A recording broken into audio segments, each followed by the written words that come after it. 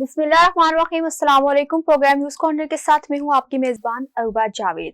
जी, तो जैसे कि बानी पीटीआई से जेल में मिलने पर जो पाबंदी लगाई गई थी मुलाकातों पर, वो पाबंदी हटा ली गई है और ये यकीन दहानी कराई गई है कि उनको जेल रूल्स के मुताबिक तमाम सहूलियात फराहम की जाएंगी। तो दूसरी जानिब फवाद चौधरी साहब ने बयान दिया है कि इमरान खान को तस्लीम किए बगैर सियासी इस्तेहकाम मुमकिन नहीं है। हुकूमत को चाहिए कि वो बानी पीटीआई से मुलाकात करे। तो इस हवाले से आज हम गुफ्तगू करते हैं। हमारे साथ मौजूद है हमारे दो मोअज़्ज़िज़ मेहमान। पहले मेहमान हैं एडवोकेट इंजीनियर कामरान हफीज चौहान साहिब, जो कि चेयरमैन है पार्टी मंजिल मुराद के, और दूसरे मेहमान हैं इंजीनियर वसीम साहिब, जो कि रहनुमा है जमात इस्लामी के। अस्सलाम वालेकुम। ठीक है। अच्छा कामरान साहब, आपने थोड़ा बताइएगा, जैसे फवाद चौधरी साहब ने बयान दिया है कि इमरान खान को तस्लीम के बगैर जो है सियासी से काम नहीं आ सकता, तो इस हवाले से आपका क्या कहना है? बिल्कुल दुरुस्त बात है जी। इमरान खान आज बहुत कदावर हस्ती है, पाकिस्तान की हद तक ही नहीं बल्कि पूरी मुस्लिम दुनिया की लीडरशिप की। और हम बहुत जुल्म कर रहे हैं, बहुत बेकदरी कर रहे हैं अपने एक हीरो की, जिस तरह हम मुसलमान करते चले आए हैं। हमने अब डॉक्टर AQ खान के साथ क्या किया जी। हमने, इससे पीछे और अपने बहुत से टीपू सुल्तान के साथ क्या किया। जिस शख्स की आज हमें उसके पीछे खड़े होना चाहिए और उसकी इज्जत करनी चाहिए, कदर करनी चाहिए, हम उसकी बेकदरी कर रहे हैं और हम बहुत जुल्म कर रहे हैं। बेशक मैं PTI में नहीं हूँ, लेकिन नाइंसाफी का रास्ता कोई नतीजा नहीं देगा। कोई बड़ा केस इमरान खान पे नहीं है, कुछ भी नहीं है। विक्टिमाइज किया जा रहा है। विक्टिमाइज कौन कर रहा है, इसकी निशानदेही जरूरी है और वो कौम को हो चुकी है। और इस वक्त ये मसला PTI का नहीं है, ये मसला है एक तरफ पाकिस्तान की अक्सरियती अवाम और दूसरी तरफ इस कौम के 47 यूजर पर, इनके दरमियान इशू है। और इमरान खान बिल्कुल एक हकीकत है और हमें उसकी कदर करनी चाहिए। और ये जो जुल्म जारी है इसको फिर फौर ख़त्म होना चाहिए और अदलिया को मौसर किरदार अदा करना चाहिए, ना सिर्फ इमरान खान के मामले में बल्कि और भी जितने सियासी असीर हैं जी, वहाँ पर अदालतों को उनको तहफ़्फ़ुज़ मुहैया करना है। अगर स्टेट नहीं कर सक रही तो फिर अदालतों की जिम्मेदारी है और इसमें मैं अदालतों को एक जिम्मेदार किरदार अदा करता हुआ पिछले तवील मुद्दत से नहीं देख रहा। अच्छा इंजीनियर वसीम साहब, आपका इस बारे में क्या कहना है जो फवाद चौधरी साहब ने बयान दिया है? देखिए जी, फवाद चौधरी साहब, बिस्मिल्लाहिर्रहमानिर्रहीम, पहले तो आपका शुक्रिया, आपके चैनल का शुक्रिया कि आपने जमात इस्लामी को मदद किया। मेन मसला ये है कि जमात इस्लामी इमरान खान ने PTI को तो लीड किया है, एक जो उनका विजन है वो भी आवाम को दिया है, लेकिन वो एक अपने बाद लीडरशिप तैयार नहीं कर सकी कि अगर वो आज जेल में है तो पीछे जमात को कौन होल्ड कर रहा है, कौन चला रहा है। मेजर प्रॉब्लम यही आ रहा है PTI को कि पीछे मैनेज नहीं हो रही चीज है ना। अभी 10 लीडर है तो 10 के 10 कह रहे हैं हम इंसाफ करेंगे, हम पार्टी को आगे लेके चलेंगे। असल में जब तक वो गलती तो इमरान खान की अपनी है ना, तो वो देखते कि अगर कल मुझे कुछ हो जाता है या मैं नहीं होता रहता तो पीछे बैकअप पे कौन है। इस तरह जमात इस्लामी का प्रॉपर एक सिस्टम है कि ऊपर अमीर है, नीचे 4 नायब अमीर है, फिर सूबे के अमीर होते हैं कि एक अगर जेल में भी चला जाता है तो पीछे दूसरा वो उसको टेक ओवर कर लेता है। तो गलती इसमें PTI की अपनी है, विजन नहीं है। उन्होंने समझा मेरी ज़ात है, मेरी ज़ात के अलावा उन्होंने किसी पर ट्रस्ट नहीं किया। अगर आज इमरान खान नहीं होता तो ये जो इनकलाब की बातें कर रहे हैं चीज़ है, तो उसके बाद इमरान खान के बाद जाने के बाद कौन टेक ओवर करेगा। मेन वजह ये है कि वो जैसा फवाद चौधरी साहब ने कहा कि ना इनकलाब आएगा ना इंसाफ होगा, तो वो मेन वजह यही है कि वो अपने टीम तैयार नहीं कर सके। जो मेन वजह आ रही है कि वो सिस्टम मैनेज नहीं हो रहा। अच्छा, जेल में मुलाकातों पे पहले पाबंदी लगी हुई थी, तो ये पाबंदी हटा ली गई है ना, तो आपको नहीं लगता कि इससे बेहतरी आएगी? देखिए बेहतरी किस तरह आएगी। अभी गंडापुरा वो कहते हैं मैं लेके चलूंगा पार्टी, अभी दूसरे रहनुमा वो कहते हैं पार्टी हम लेके चलेंगे। गौरव युवा जो उनके दूसरे हैं बैरिस्टर साहब, वो कह रहे हैं पार्टी हम लेके चलेंगे। तो इनमें खुद में भी तजाद है। अभी 3-4 जलसे इन्होंने किए हैं, कोई भी मैनेज नहीं हो सका और फ्लॉप हुए। तो लीडरशिप जब तक पीछा, लीडरशिप कौन है मुझे बताए ना, लीडरशिप है ही नहीं। सही बात है। देखें जी, इम्पोर्टेंट बात यह है कि पाबंदी क्यों लगी, कौन है लगाने वाला, क्यों उठवाई गई है, ये सब कुछ क्यों हो रहा है। मुल्क तबाह किया जा रहा है और जिस मुल्क में इंसाफ बाकी ना बचे और जुल्म का बाजार लग जाए वहाँ वहाँ कुछ भी अच्छा नहीं होना, वहाँ ना मीशत ने खड़े होना है, ना वहाँ पे उस मुल्क ने आगे जाना है। यहाँ से काबिल बच्चा भाग रहा है, जो लोग इस्तात रख रहे हैं वो निकल रहे हैं। आप इस मुल्क को किस तरफ ले जाना चाहते हैं? ठीक है ना। तो जब तक इदारे अपने आईनी किरदार में नहीं जाएंगे ना, और जो डोमेन जिसकी है उस पर नहीं रहने दिया जाएगा और इंसाफ इंश्योर नहीं होगा, उस वक्त तक हमारा कोई कैरियर नहीं है, हमारी नस्लों का भी कोई कैरियर नहीं है। डोनाल्ड ट्रंप ने बड़ा अच्छा भी देख रहा था, उसने कहा कि पूरी जो क्लिनजिंग दरकार है अमेरिका में, और मुझे आज पहली दफ़ा हैरत हुई कि अमेरिका जिसको हम समझते थे कि वो लीड रोल का मुल्क है, उसके भी हालात कमो पेश ऐसे ही हैं जो पाकिस्तान में चल रहे हैं। कोई बड़ा फर्क नहीं पाया गया है, एक जैसी मुमासरत है थोड़े से करेक्शन के साथ। तो मुझे उस पर बड़ी हैरत हुई कि वो भी उसी किस्म की सिचुएशन से गुजरता चला है जिससे पाकिस्तान गुजर रहा है। तो मैं ये समझता हूँ कि हमें अपने ज़ाती मफादात, मनसब और ज़ाती इससे हटकर कौमी मफाद की तरफ जाने की ज़रूरत है, और अपने मफादात से दस्तबरदार होने की ज़रूरत है कौमी फलाह में, आने वाली नस्लों की फलाह में। और जब तक हमारे ज़ाती मफादात कौमी मफादात से ऊपर रहेंगे ना, इस मुल्क का कोई कैरियर नहीं। अच्छा कामरान साहब, ये थोड़ा बताइएगा कि अभी कुछ दिन कबल जो सवाबी में जलसा हुआ है पीटीआई का, तो उसमें एक वीडियो काफ़ी वायरल हुई है जिसमें जो पीटीआई का कारकुन है उसने अमेरिका का झंडा लहराया है, तो इस पे आपका क्या मौक़िफ़ है? मेरी नज़र से तो ऐसी कोई नहीं गुजरी है, लेकिन एक बात है ना मैडम, लोग जब अंदर कोई उम्मीद नहीं रखते ना, और अंदर से तमाम उम्मीदें ख़त्म हो जाती हैं, तो फिर उम्मीदें बाहर से बंधना शुरू होती हैं। सवाल ये पैदा होता है कि हमारे अंदर से उम्मीदें क्यों खत्म हो? वो कौन लोग हैं जिन्होंने इस मुल्क के अंदर उम्मीद खत्म कर दी है, और लोग अब मुल्क से बाहर देखने लग गए हैं अपनी मदद के लिए? ऐसा क्यों हो? हम खुद एक कौम, एक मट्टी के होते हुए हम खुद एक दूसरे के इतने दुश्मन हो गए हैं कि हमें बैरूनी मदद दरकार हो गई है। ये काबिल अफसोस। लेकिन कामरान साहब, ये चीज़ भी तो काबिल अफसोस है ना कि जैसे भी मुल्क के हालात हो, जो भी हो, मतलब दुश्मन ममालिक का झंडा लहराना अपने जलसे में, तो उसके पीछे आपको नहीं लगता कोई साजिश है? अमेरिका कभी भी हमारा दुश्मन नहीं रहा। आप तो चलिए अमेरिका के सिर पर सन 47 से IMF उसी का टूल है, वो हमारा कहाँ से दुश्मन मुल्क है? आपके तो सियासी लीडर कहते हैं कि अगर उनके साथ खिलाफ चले तो रोटी भी नहीं हमें मिलेगी। हालात तो आपके ये हैं, आप उसको दुश्मन मुल्क तो कह ही नहीं सकते। आप पहले दिन से सन 47 से एक मुल्क की जेब में पड़े हुए हैं, इसमें कोई दूसरी बात नहीं है, और इसमें भी बिल्कुल कोई ढकी छुपी बात नहीं है कि अमेरिका के हालात, वहां की लीडरशिप आपके मुल्क के हालात पर असरअंदाज होती है, और वो उन्होंने एक पावर सोर्स को अपने हाथ में रखा हुआ है। उस पावर सोर्स को जो डायरेक्शन जानी है उसके मुताबिक आपके मुल्क ने चलना है, और वो डायरेक्शन वहीं से आती है। इसको तो खुद जनरल मीत गुल ने भी माना हुआ है, इसको बड़े बड़े जनरल ने माना है कि असर कहाँ से पावर सोर्स चल रही है। तो ये तो वो चीज़ है जो एडमिटेड फैक्ट है, इससे आप चश्मपोशी करके कैसे चलेंगे?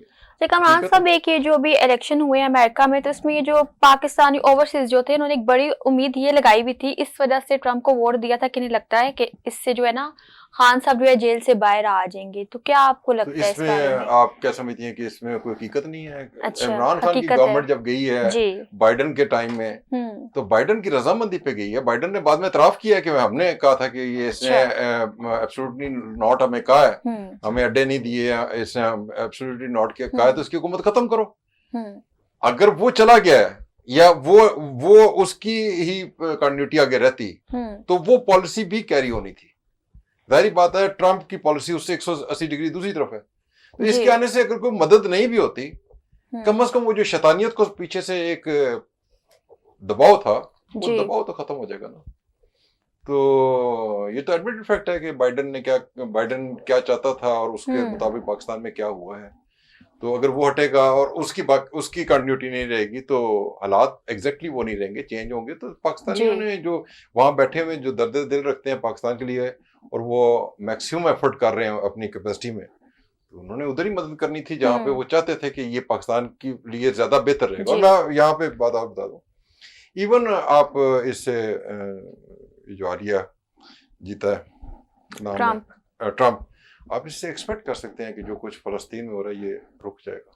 आप इससे एक्सपेक्ट कर सकते हैं कि मुसलमानों के साथ जहां जहां जुल्म हो रहा है वो रुकेगा, क्योंकि ये उस नेचर का आदमी नहीं है।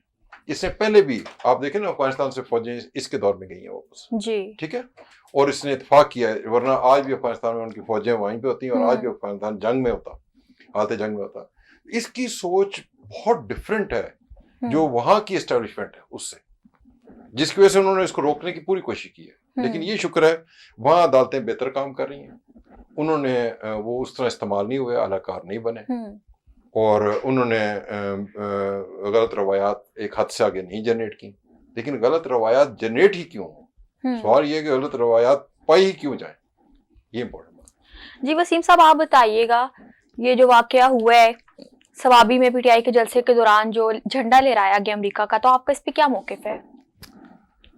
देखिए जी, हमारी कौम ना एक बुत की पूजा कर रही है, ठीक है ना। इमरान खान क्या एक बुत है, कोई नजरिया नहीं है, कोई सोच नहीं है, कोई कुछ नहीं है। वो कहेगा ये गधा है, वो अवाम कहती गधा है, वो कहते हैं ऊँट है, वो कहते हैं ऊँट है। अब उसी अमेरिका, जिस अमेरिका के सर पे ये कह रहे थे कि हम अमेरिका के गुलाम हैं, अब उस गुलाम, इस मुल्क के गुलाम है, अब उनसे हम मांग रहे हैं, मदद मांग रहे हैं। तो पहले तो ये है कि नजरिया कोई नहीं, सोच कोई नहीं, विजन कोई नहीं। जब हुकूमत थी पीटीआई की, तो आप पीटीआई के दौर में देख लें भाई, आजकल पीआई का इशू चल रहा है, तो उनके जो गुलाम सरवर खान है उन्होंने बयान दिया था कि जो हमारे पायलट हैं वो जाली डिग्रियों पे और जाली लाइसेंसों पे आए हैं, और बेड़ा गर्क कर दिया। अब ये चीज़ें आप देखें ना, खुद 2018 में जमात इस्लाम के, उससे पहले केपीके में जमात इस्लामी का और पीटीआई का अताब था। जब इमरान खान को एस्टेब्लिशमेंट ने उठा लिया, बैकअप एस्टेब्लिशमेंट आ गई, तो जमात इस्लामी को साइड पे कर दिया। हालांकि सराज साहब ने कहा था कि ये टिश्यू की तरह इस्तेमाल करके बंदे को फेंक देते हैं। आप ये काम ना करें, आप एक इलेक्शन ये गुजार लें, अगले दोबारा बड़े लीडर बन के आ जाएं, ठीक है ना। लीडरशिप तो है उसमें, ज़ाती तौर पर तो वो लीडर हैं, लेकिन क्या एस्टेब्लिशमेंट के कंधों पे बैठ के जब तक एस्टेब्लिशमेंट ने हाथ रखा, इमरान खान भी कहते रहे फौज और हुकूमत एक पेज पर है, लेकिन जब तक काम नहीं बना उन्होंने फेंक दिया। लेकिन उसमें अपनी कारकर्दगी भी इमरान खान ने हुकूमत पे कोई तवज्जो नहीं दी, लोगों के बच्चों के जहन खराब कर दिए, फौज के खिलाफ बगाड़ा, जहन साजी की, प्रोजेक्ट तो कोई नहीं किए। तो अगर मैं इजाजत दें, जी जी, देखिए मैं बात यह है कि इमरान खान कोई लीडर नहीं है, और इमरान खान ने इतनी हमाकतें की हैं जिसकी हद भी कोई नहीं है। लेकिन मतलब उसकी, मैं अगर उसकी वो हुकूमत जारी रहती और फिर इलेक्शन होता तो कभी इम्कान थे कि वो दोबारा उसकी हुकूमत ना बनती, ठीक है। उसकी गलतियों की तो कोई लिमिट ही नहीं हो। लेकिन पाकिस्तान में ये एक एडमिटेड फैक्ट है कि यहाँ जो भी हुकूमतें बनी और जो सो कॉल्ड लीडरशिप सामने आई है, जिसको इख्तियार दिया गया, लीडरशिप और भी बहुत है लेकिन वो बाइख्तियार नहीं कभी हो सकी, जो जिसको भी इख्तियार मिला वो तमाम इन्हीं कारीगरों के प्रोजेक्ट्स थे। वो चाहे भुट्टो था तो प्रोजेक्ट था, नवाज शरीफ था तो प्रोजेक्ट था, इमरान खान है तो प्रोजेक्ट है। लेकिन जब वो प्रोजेक्ट कंट्रोल से बाहर निकलता है और वो वाकई उसमें लीडरशिप का एलिमेंट शुरू होता है, उसके बाद उसको या फांसी लगा दिया जाता है या अंदर कर दिया जाता है, वो बैरून मुल्क भाग जाता है। अब बात यह है कि इसकी तो हमाकतों की तो कोई मतलब, आप ये देखें कि अगर आपको किसी तरीके से मिल ही गई थी हुकूमत, किसी वजह से आपसे अक्सरियत खत्म हो गई थी, आपको आराम से ऑपोजिशन बैठ जाना चाहिए था। आपसे स्ट्रॉन्ग ऑपोजिशन ही कोई नहीं थी, ठीक है। आप दोबारा अपने सारी टीम को रिव्यू करते हैं, कौन रखने वाले हैं कौन नहीं। आप अगले इलेक्शन की तैयारी करते और आप ऑपोजिशन बैठे होते ना, ऐसा इलेक्शन कमिश्नर लग सकता था ना, और कई चीजें नहीं हो सकती थी, आपका एक रोल एग्जिस्ट करता।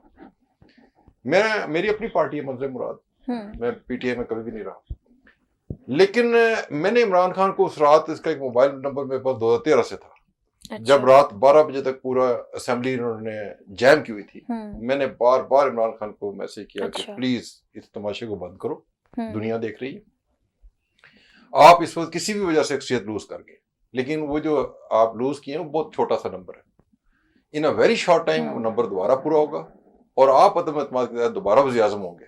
और आपसे अच्छी ऑपरेशन लीडर इस वक्त कोई हो नहीं सकता, क्योंकि इतनी बड़ी ऑपरेशन, स्ट्रॉन्ग ऑपरेशन के होते हुए आप बहुत फाल रहेंगे। लेकिन इमरान खान की समझ में ये बात नहीं आई। फिर उसने कहा जी हम असेंबली से इस्तीफा देंगे। मैंने अगेन उसके मोबाइल पे बार बार लिखा कि मत देना असेंबली से इस्तीफा, एग्जिस्ट करो उसके अंदर सिस्टम में। नहीं समझा और उसने वो भी किया। बाद में जिस वक्त पंजाब की हुकूमत सरहद की, जब पंजाब सरहद गिलगित बल्तिस्तान एजे के पास इतना बड़ा एरिया है और इस वफाक के 26 किलोमीटर में बैठे हुए, सिंध में पीपल पार्टी की हुकूमत है और उधर बाप की है, वो भी किसी की, तो आपको क्या जरूरत थी कि आप असेंबलियां तोड़ दें? इसको इसके सियासी कुछ सियाने लोग कहते भी रहे, लेकिन जिन एमको के पीछे लगा वो अहमक इसको छोड़ के जाने वाले पहले नंबर पे थे। लेकिन हुआ क्या है, ये सारा कुछ इसके ब्लंडर्स की तो इंतहा है। लेकिन मैंने इसके वज़ीर-ए-आज़म होते हुए 63 प्रपोजल मेरी सिटीजन पोर्टल पे गई, जो बड़ी घूम फिर के कोई साल 2 साल बाद इसको पेश हुई, क्योंकि उसमें पूरा मूवमेंट ट्रैक आता है। इसने इतना नहीं किया यार इस बंदे को बुला लूँ, इससे पूछ लूँ, इसको कब चाय कब पिलाऊं, इससे पूछूं ये कहना क्या चाहता है। कोई उसकी हमने मदद करनी थी, उसको कोई बात वो करनी थी आज़ाद, जो उसकी बेहतरी में थी।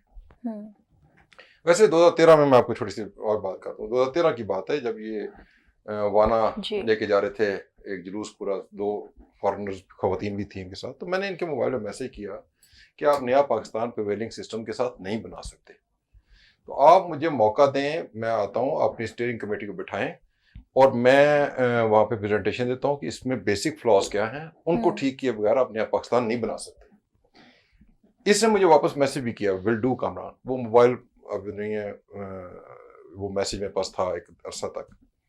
लेकिन उसके बाद मैंने बार बार इसकी इलेक्शन से पहले भी कहा कि तुम अपनी इलेक्शन कैंपेन को रिव्यू करो, उससे पहले मुझे बुलाओ, मेरे से प्रेजेंटेशन लो, उस मेरे से जो चीज़ें ठीक लगती हैं मेरे से डिस्कस कर लो और उसको लेकर चलो। फिर नहीं हुआ, थोड़ा सा मैं लंबी बात करने लगा।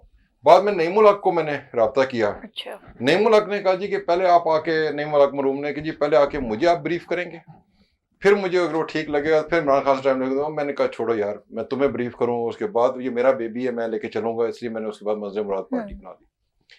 लेकिन आपको ये जो बात करना चाहता हूँ वो ये है, इस मुल्क का हल नहीं है जब तक आप प्रेसिडेंशियल फॉर्म ऑफ डेमोक्रेसी नहीं लाते, जो हमारी इब्तदाई खिलाफत के नज़दीक तरीन है। अमेरिका ने ये आइडिया लिया ही हमारी इब्तदाई खिलाफत से, ठीक है, उसकी मैं लंबी तशरीह वो करूँगा, वक्त बहुत लग जाएगा। दूसरा, हमें पब्लिक सेक्टर को छोटा करना है, राइट साइज करना है, राइट पर्सन को राइट जॉब पे लगाना है, इंसाफ को इंश्योर करना है, और हमें प्राइवेट सेक्टर को सपोर्ट करनी है कि वो ग्रो कर जाए, मुल्क जो है उसकी मईशत खड़ी हो, लोगों के लिए जॉब्स क्रिएट हो, इस सारी की जरूरत है जिसके बारे। लेकिन इसकी इन हमाकतों को, इमरान खान की इन हमाकतों को जिस तरह से मिस हैंडल दूसरों ने किया, मैं उनकी काबिलियत पे इंतहाई परेशान। और उन्होंने खुद अपनी जड़ों में खुद बैठे हैं, इससे बहुत अच्छा टैकल किया जा सकता था और वो अपना वजन कायम रखते। मैं हैरान हूं कि उनकी एबिलिटी का क्या हाल है कि उन्होंने अपना आपको खुद खराब करने में कोई कसर नहीं छोड़ी। और इस वक्त अगर इसकी सपोर्ट में कौम के हैं तो मैं कहूंगा कि 40% इसके अपने हैं, 60% उनके खिलाफ है जो इसके साथ है।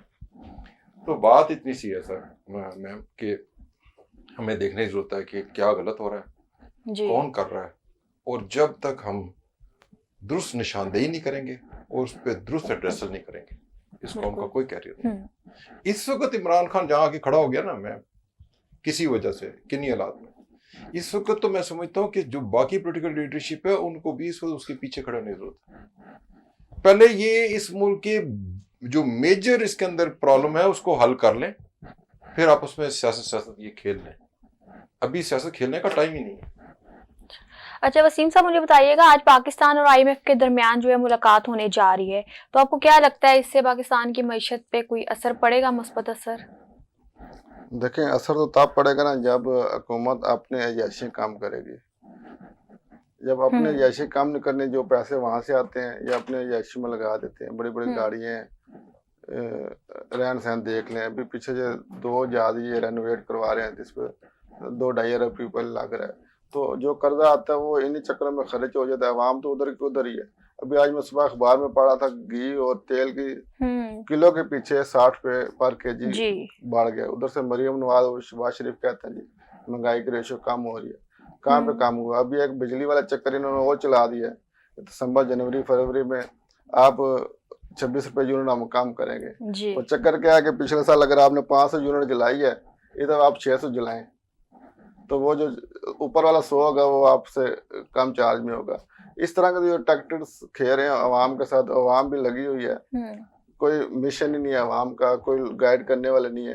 तो जमात इस्लामी ये कहती है कि आप अपना जो सिस्टम है ना, सिस्टम जी, उस सिस्टम को ठीक करें, ना कि नवाज शरीफ आ गया, इमरान खान आ गया, जरदारी आ गया। तो जब तक सिस्टम चेहरे नहीं, सिस्टम बदले।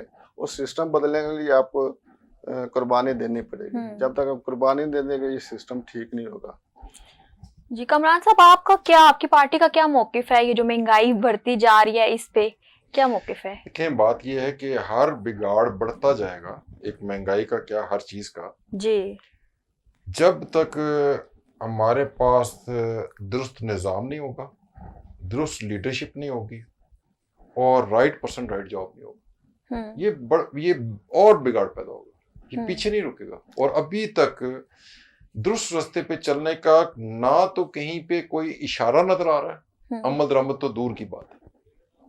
और अगर हम दुरुस्त रास्ते की तरफ अपना गाड़ी को मोड़ भी लेना, पहले तो मोड़ने के लिए वक्त दरकार है, और जब मुड़ जाए तो उसको फिर चलाने और उसको स्पीड करके तो गियर पहले दूसरे तीसरे चौथे में डालने में बहुत टाइम दरकार है।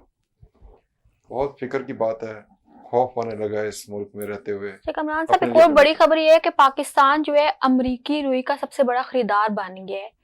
एक टाइम था कि कितनी कपास खुद होती थी पाकिस्तान के पास, तो ये टाइम आ गया कि पाकिस्तान जो है अमेरिका से रुई जो है ला रहा है। तो क्या कहते हैं आप इस पे? रुबा, हमने तबाही दर तबाही की तरफ जाना है। आप ये एक ही बात करती हैं, इधर तो रोने के लिए पता नहीं क्या क्या कुछ। और जब तक हम एक कौम नहीं बनेंगे, हमारा कौमी मफाद अहम नहीं होगा ना, कोई इसरार नहीं होने वाली। बात ये कि आपने किसान को इतना डिस्करेज कर दिया है।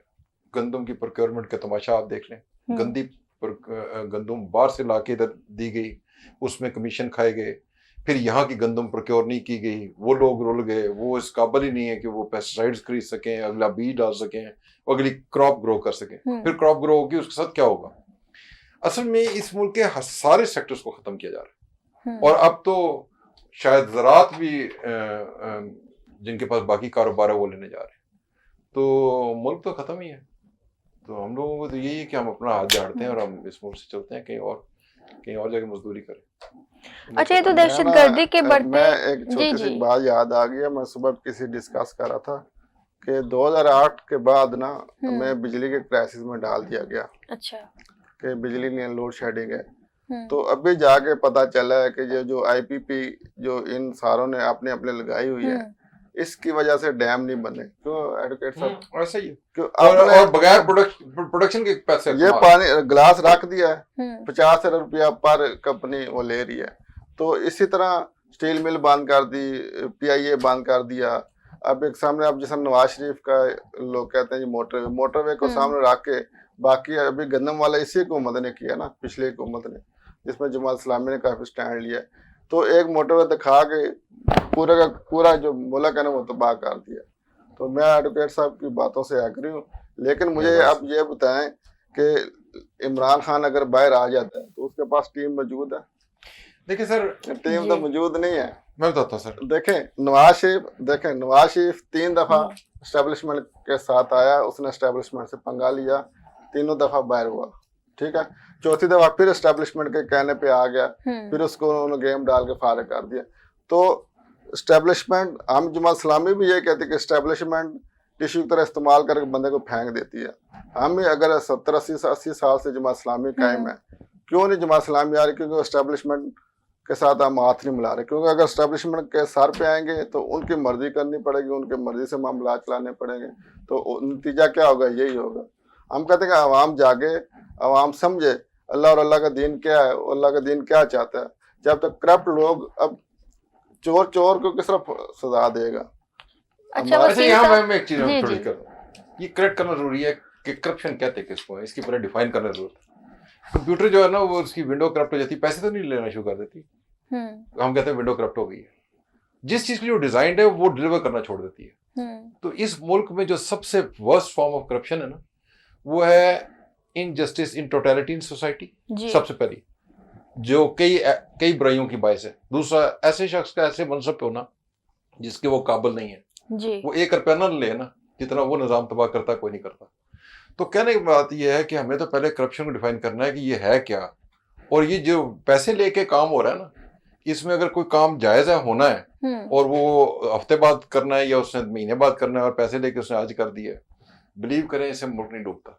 और दूसरी बात ये है कि यही इस वक्त एंटीवायरस रह गया जिस पे मुल्क चल रहा है। जी। तो एक्चुअली हमें पहले डिफाइन करना होता है कि करप्शन क्या है किसको। अच्छा कामरान साहब, आखिरी सवाल मेरा ये है कि भारत ने जो है अपनी क्रिकेट टीम पाकिस्तान भेजने से मना कर दिया है। तो जब एससीओ कॉन्फ्रेंस हुई थी तो भारतीय वज़ीर ख़ारजा पाकिस्तान आया था, तो उससे हमें ये लगा था कि अब शायद इनके आपस की जो कशीदगी है कम हो जाएगी, हालात बेहतर हो जाएंगे, लेकिन अब फिर इन लोगों ने जो है अपनी टीम भेजने से इनकार किया है। और इस पर पाकिस्तान का इस दफ़ा बड़ा सख्त रद्द-ए-अमल सामने आया। उन्होंने कहा कि अगर इस दफ़ा भारत अपनी टीम नहीं भेजता पाकिस्तान, तो आइंदा जो है ना पाकिस्तान भी फिर कभी इंडिया नहीं जाएगा और मैच आपस में नहीं खेलेंगे। मैं एक बात आपको बताता हूँ कि बेशक हमारी हेरिटेज एक है बरसगीर के हवाले से इंडिया और पाकिस्तान की, लेकिन हमारा नज़रियाती इख्तलाफ इतना बड़ा है कि क्रिकेट की टीमें और क्रिकेट के मैचों की ज़रूरत ही कोई नहीं है।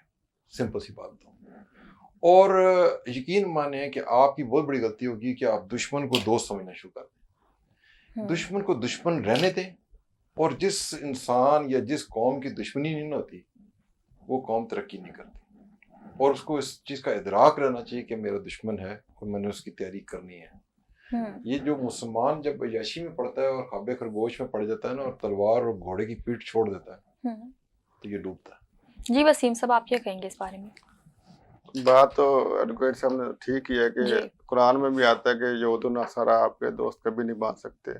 ये हमारी ईमान की कमज़ोरी है, या हमें एक सिस्टम पे वो चीज़ बताई नहीं गई कि यहूद नसारा हम उसको दोस्त समझ बैठे हैं। अभी जिस तरह थोड़ी देर पहले हमने बात की कि पहले अमेरिका के खिलाफ बोलते रहे, हम उनके गुलाम हैं, अभी उनका एजेंडा लड़ा लिया, तो अब उसको दोस्त कैसे तस्लीम कर सकते हैं? तो कुरान अल्लाह के दीन है, जो अल्लाह के दीन पे जब तक अमल नहीं करेंगे, साले लोग इक़्तिदार पे नहीं आएंगे, उस टाइम तक सिस्टम ये ठीक नहीं हो सकता, मुल्क आगे नहीं जा सकता। ठीक है वसीम साहब, आपका बहुत शुक्रिया, आपने वक्त दिया। कामरान साहब, आपको भी बहुत शुक्रिया, आपने वक्त दिया। नाज़रीन, इसी के साथ हम अपने इस प्रोग्राम का इख्तिताम करते हैं। मिलते हैं अगले प्रोग्राम में नए मौजू के साथ। तब तक के लिए हमें इजाज़त दीजिए। खुदा हाफिज़।